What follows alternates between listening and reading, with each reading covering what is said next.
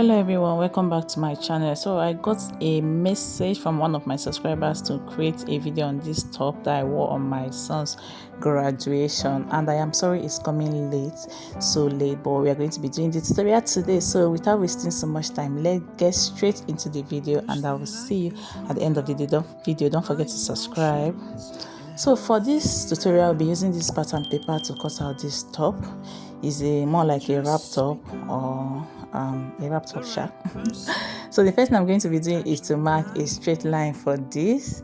I'm going to be using this pattern to cut out the back, and then we are going to use it to cut out the front. So from that, we're going to be marking our basic bodies, and for the neckline I am marking 3 inches by 3 inch by 1.5 inch by 1 inch, sorry.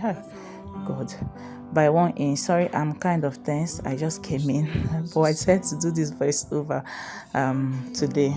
Then I'm going to go ahead and give it a round neck, because it's going to be a round neck at the back. Once I am done with that, I'm going to go ahead and mark my shoulder measurement divided by 4. My shoulder measurement is 15, so divided by 4 is 7.5. And then from there, I'm going to go ahead and mark the length of the length I want my sleeve to be.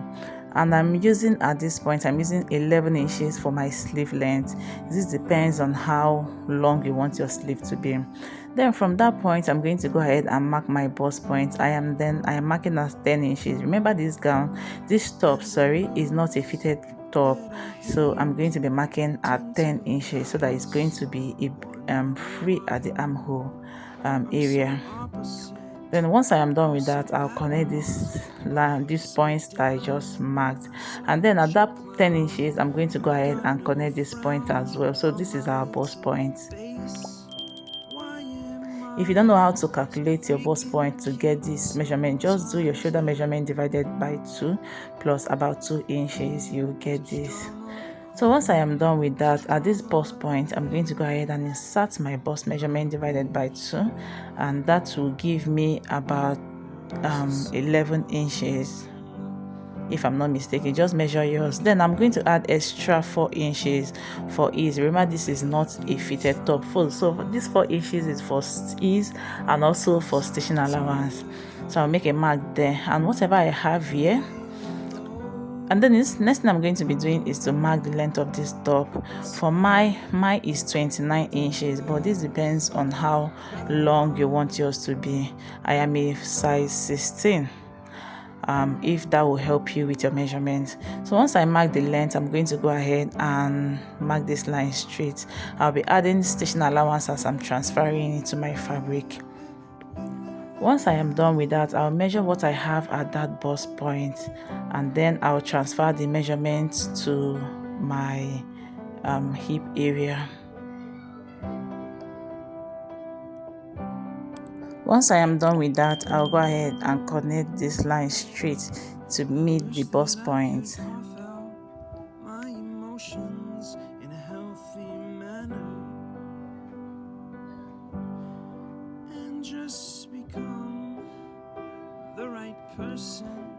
And once I am done with that, I'll go ahead and then curve in my armhole.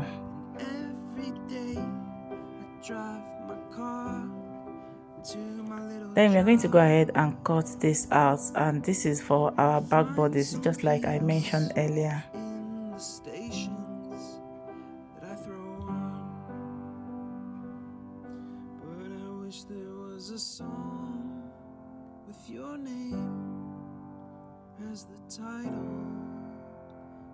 So guys, this is what we have after I was done. You can see I added stitching allowance every side that I needed it, and for the armhole we have 2 inches. I didn't add any stitching allowance here because I've already added. Then every other side I added my stitching allowance. Then for the front bodies, you can see how I placed my pattern. The center back is where we have excess allowance. So in this excess allowance, you're going to add it to the center back, and then remember every other side will have the same allowance as the back. So for this, let's continue from the neckline area. I'm going down by about 9 inches. I'll make a mark there. I'm sorry that you can't see what I am marking, but just pay attention. I'm going to explain everything. Then I'll go ahead and mark my neck width. You can see the way I traced it out from the back neckline. and then I'll raise my pattern, and then I'll connect these 2 points with a slanted line.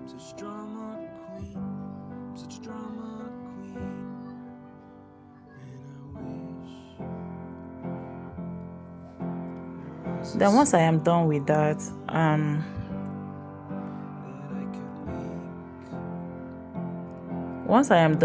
from the starting point, I'm going to go down by about 14 inches or 15 inches, remember, depending on how big or small you are.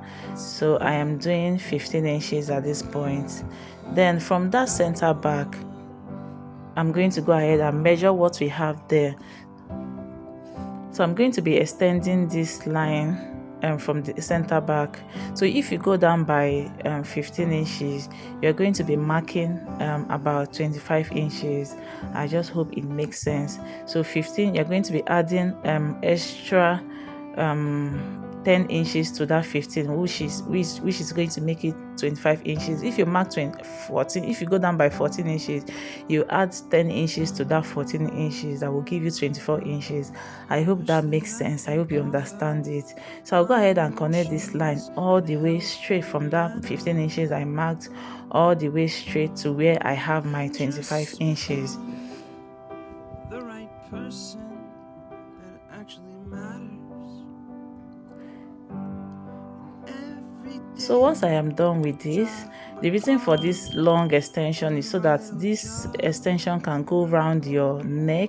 It's going to serve as a collar around your neck. So from that neckline we marked, we are going to go ahead and connect this. See the way I connected it into the line of that 15 inches. I'm really sorry that you guys can't really see it. So you just make a curve from your neckline and then connect it to the 15 inches that you just marked. Just look at the way I am going to cut it out so that you understand it better.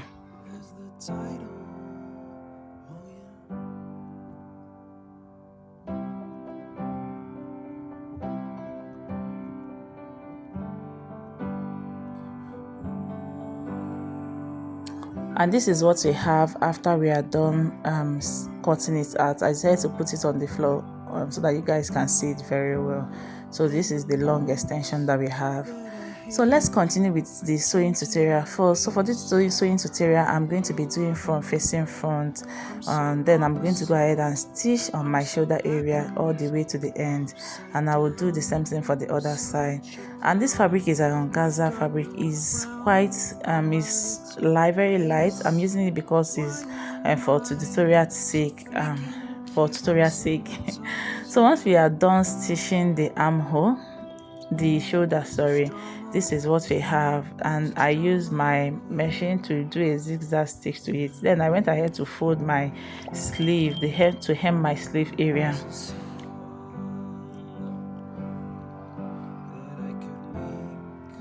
So this is what we have after we are done. So the next thing I'm going to be doing is to do it front facing front, and then I'm going to stitch down by 1 inch on the side all the way to the end. I'll do the same thing for this other side. I'll stitch it by 1 inch all the way to the end. So guys, this is what we have after I was done. So the next thing we're going to be doing is to serge these areas if you have a serging machine at this point, but if you don't, let's continue with the tutorial. So I'll pick up the 2 long fabric we have at the front, and I'll do front facing front with it, and then I'll go ahead and stitch it down by 1/2 inch. You can see the way I am holding it at this point is front facing front. I'll stitch it down by 1/2 inch all the way from beginning to the end. So guys, this is what we have after stitching it down. The fabric, I don't know if it's the fabric that is my issue with this style at this on this tutorial or something else. So once I am done, I'm going to hold on the back neckline and I'll fold it into 2, and then I'm going to go ahead and make notch at the center neckline at the center back. Once I make that notch, I'm going to be bringing that long fabric we have at the front. I'll then fold it in this way. So we are folding inward the back at this point it's back, facing back at this fold. So once I make the fold, you will see the front part is what will facing the what that, hey God, is what will face you. So you put in your hand and then twist it just once.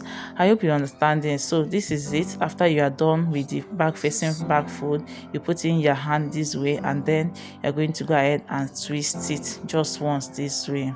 So once you are done with twisting it, making sure that the two lines matches, you bring in the back bodice and then you're going to go ahead and place that center stitching to the back one. So make sure while placing it that is front facing front. You can see the way I'm holding my fabric. So by the time you put it, it's going to be front facing front, and you flip it to just look at the video, you understand, but just make sure it's front facing front. I'll go ahead and pin that area down so that it doesn't mess up.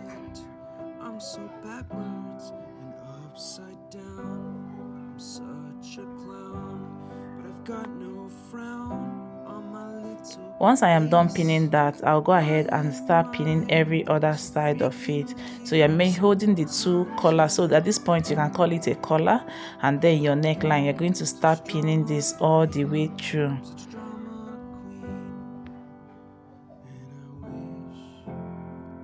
So you keep pinning, arranging the collar and the neckline. You keep pinning until you get to the place where you won't be able to pick the collar and the neckline.